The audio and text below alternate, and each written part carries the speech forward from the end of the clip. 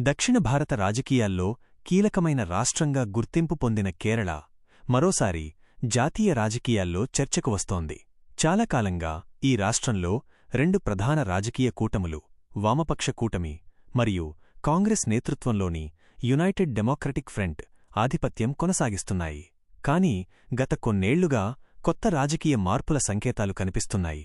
ముఖ్యంగా నరేంద్రమోడీ నాయకత్వంలోని భారతీయ జనతా పార్టీ కేరళలో తన స్థానం బలపర్చుకునేందుకు వ్యూహాత్మకంగా ముందుకు సాగుతోంది. కేరళ రాజకీయాలు చారిత్రకంగా ప్రత్యేకమైనవి. ఇక్కడ ప్రజలు రాజకీయ అవగాహన ఎక్కువగా కలిగి ఉంటారు. విద్యాస్థాయి కూడా దేశంలోనే అత్యంత ఉన్నతంగా ఉంటుంది. అందువల్ల అభివృద్ధి, సంక్షేమ పథకాలు, సామాజిక న్యాయం వంటి అంశాలు ఎన్నికల్లో కీలకంగా మారుతాయి. ఈ నేపథ్యంలో కొత్త రాజకీయ శక్తి ఎదగడం సులభం కాదు. అయినప్పటికీ బీజేపీ గత కొన్నేళ్లుగా కేరళలో తన మద్దతు పెంచుకునే ప్రయత్నాలు చేస్తోంది. ప్రధాని నరేంద్రమోదీ తరచూ కేరళకు పర్యటనలు చేస్తున్నారు. రైల్వే అభివృద్ధి, జాతీయ రహదారులు, పోర్టు ప్రాజెక్టులు, డిజిటల్ మౌలిక వసతులు వంటి పలు అభివృద్ధి కార్యక్రమాలను ప్రారంభించారు. ముఖ్యంగా విజింజామ్ ఇంటర్నేషనల్ సీపోర్ట్ వంటి ప్రాజెక్టులు కేరళ ఆర్థిక వ్యవస్థకు కీలకమని నిపుణులు చెబుతున్నారు. ఈ ప్రాజెక్టులు రాష్ట్ర అభివృద్ధికి తోడ్పడితే రాజకీయ ప్రభావం కూడా ఉండే అవకాశం ఉందని విశ్లేషకులు భావిస్తున్నారు.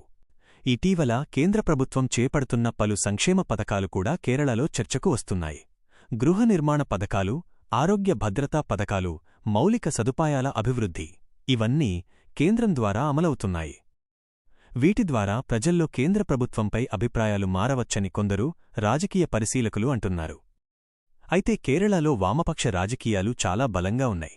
ముఖ్యంగా communist party of India, Marxist, రాష్ట్ర రాజకీయాల్లో కీలక పాత్ర పోషిస్తోంది. అలాగే కాంగ్రెస్ నేతృత్వంలోని కూటమి కూడా బలమైన ఓటు బ్యాంక్ కలిగి ఉంది. అందువల్ల బీజేపీకి పూర్తిగా ఆధిపత్యం సాధించడం సవాలుతో కూడుకున్న విషయం. కాని రాజకీయ పరిస్థితులు ఎప్పుడైనా మారవచ్చు.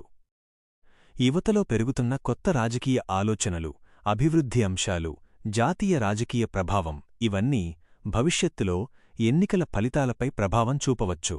అందుకే మోదీ చేతిలో కేరళం అనే చర్చ రాజకీయ విశ్లేషణల్లో వినిపిస్తోంది. మొత్తానికి కేరళ రాజకీయాల్లో ఇప్పటికీ ప్రధాన పోటీ వామపక్షాలు మరియు కాంగ్రెస్ మధ్యనే ఉంది. కాని జాతీయ రాజకీయాల ప్రభావం, అభివృద్ధి ప్రాజెక్టులు, కొత్త ఓటర్ల అభిరుచులు ఇవన్నీ కలిపి రాబోయే ఎన్నికల్లో కొత్త మార్పులకు దారితీసే అవకాశముంది. అందుకే కేరళ రాష్ట్రం మళ్లీ దేశ రాజకీయాల్లో ఆసక్తికరమైన కేంద్రంగా మారింది.